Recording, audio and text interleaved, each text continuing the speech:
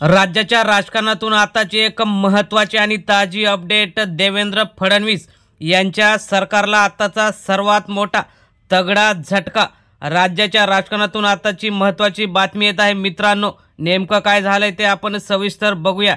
गेल्या 15 ते 20 दिवसापासून राज्यात सुरू असलेले काही ठिकाणी जे अत्याचार असतील किंवा खून झाले असतील त्यावरून सरकारला विरोधकांनी घेरलेलं दिसत आहे।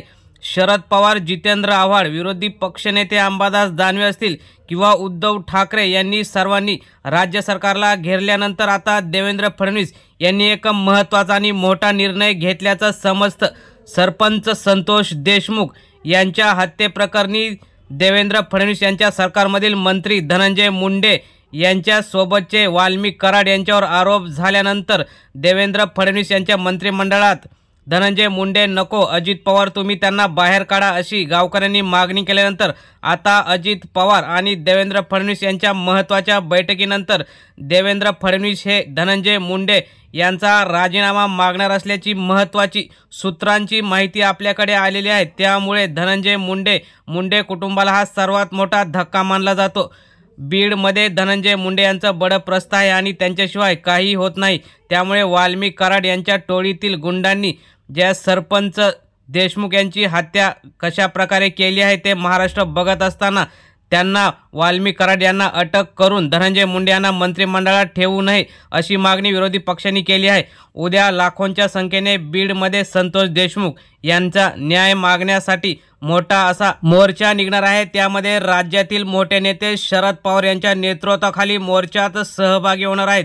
त्यातच युतीचे आमदार असलेले सुरेश धस यांनी सुद्धा भाजपाचेच असलेल्या पंकजा मुंडे, धनंजय मुंडे यांच्यावर विविध आरोप करून बीड जिल्ह्यातील परिस्थितीची कहाणी मीडियासमोर मांडल्याने आता भाजपाची तसेच अजित पवार यांची मोठी अडचण झालेली दिसत आहे।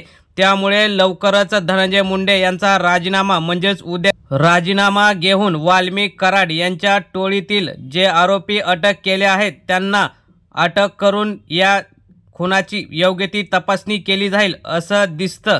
देवेंद्र फडणवीस यांनी मंत्रिमंडळ वाटप असताना किंवा मंत्र्यांना कारभार देत असताना जे वादग्रस्त मंत्री आमदार होते जसं की अब्दुल सत्तार, तानाजी सावंत यांना वगळलं। त्यामुळे सरकारच्या स्वच्छतेला कोणताही तडा जाऊ नये म्हणून त्यांनी अगोदरपासूनच काळजी घेतली होती। त्यामुळे आता धनंजय मुंडे असतील यांच्यावर सुद्धा कारवाई करून त्यांना मंत्रिमंडळातून हकलपट्टी होण्याची दाट शक्यता वर्तवण्यात येत आहे।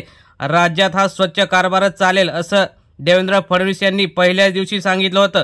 त्यामुळे आता लवकरच धनंजय मुंडे यांचा राजीनामा घेऊन त्यांना घरी बसवण्याची तयारी केल्याची महत्त्वाची माहिती समोर आलेली आहे।